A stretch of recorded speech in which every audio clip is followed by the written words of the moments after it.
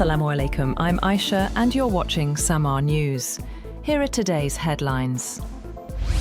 Iran's Supreme Leader Mojtaba Khamenei has marked the Persian New Year with a call for a resistance economy under national unity and security. In a message on Telegram, he denied Iran or its allies were behind recent attacks on Turkey and Oman.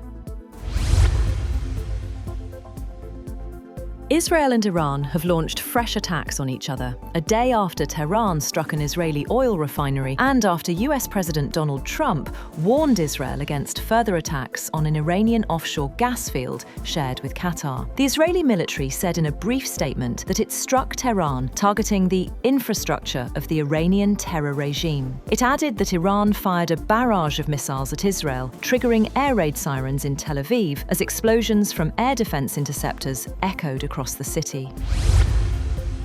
Iran launched a series of missiles overnight as Israel carried out strikes on targets in Tehran. Air raid sirens sounded in Tel Aviv, with explosions heard from interceptor systems. The exchange follows attacks on key energy sites. Also, Iran's Islamic Revolutionary Guard Corps said its missile production remains unaffected, even during wartime.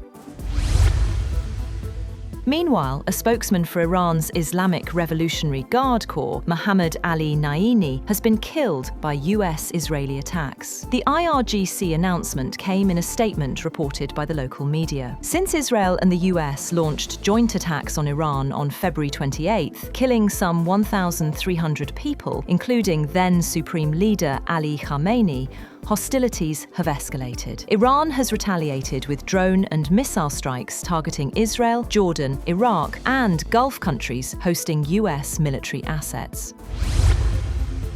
President Donald Trump has lashed out at NATO allies, calling them cowards for not backing the US-Israel war against Iran. In a social media post, the American president urged partners to help secure the Strait of Hormuz, blaming them for rising oil prices. European leaders, including Emmanuel Macron, say de-escalation must come first, with no willingness to enter the conflict. Qatar Energy's CEO and State Minister for Energy Affairs has said that Iranian attacks have knocked out 17% of Qatar's liquefied natural gas export capacity, causing an estimated $20 billion in lost annual revenue. Saad Al-Kaabi said 2 of Qatar's 14 LNG trains and one of its 2 gas-to-liquids facilities were damaged in the unprecedented strikes. The repairs will sideline 12.8 million tonnes per year of LNG for 3 to 5 years. He said state-owned Qatar Energy will have to declare force majeure on long-term contracts for up to 5 years for LNG supplies bound for Italy, Belgium, South Korea and China due to the 2 damaged trains.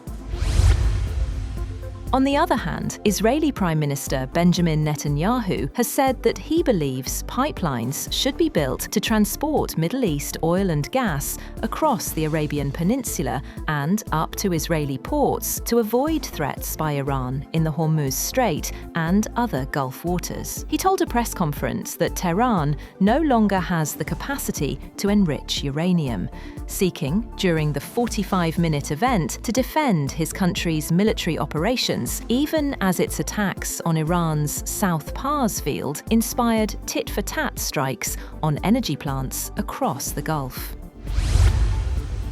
A fire at a car parts factory in the South Korean city of Daejeon has injured 55 people, 24 of them seriously. President Lee Jae-myung ordered the mobilization of all available resources to deal with the fire and save lives. The National Fire Agency said it was concerned the number of injuries could rise at the blaze in Daejeon, about 160 kilometers south of the capital Seoul.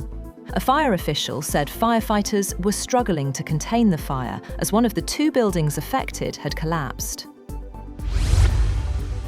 Norway's Crown Princess Mette-Marit has said that she regrets her friendship with the late sex offender Jeffrey Epstein, seeking to contain one of the biggest scandals to hit the country's royal family. Mette-Marit said in a tearful interview with public broadcaster NRK that she wished she had never met Epstein. The US Justice Department's release of millions of Epstein documents has sent shockwaves around the world. The 52-year-old Crown Princess, who apologized to King Harold and Queen Sonja in a February 6th statement, has not been accused of any criminal wrongdoing. That's all for now. For more updates, visit www.samaa.tv. Thank you for watching Samaa News.